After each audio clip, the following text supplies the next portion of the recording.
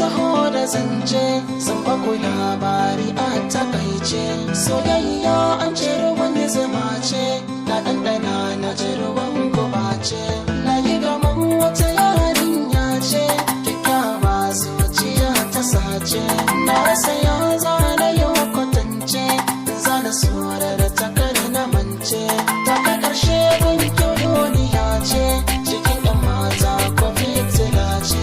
Ga daɗin sauti ta iya zance, kullum muna tare da maraice. Idan na ce mata amarya sai ta ce, kai kuma ango ne da ta farance.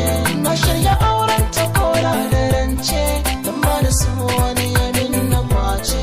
Kullum tunani in na yi kwance, a ɗaura auren makara da zauce. A sha cikin ranta babu zance, ta sa abu sarki ya da kwance. An sanya auren su kunci zance, mutumin ya kuce yau da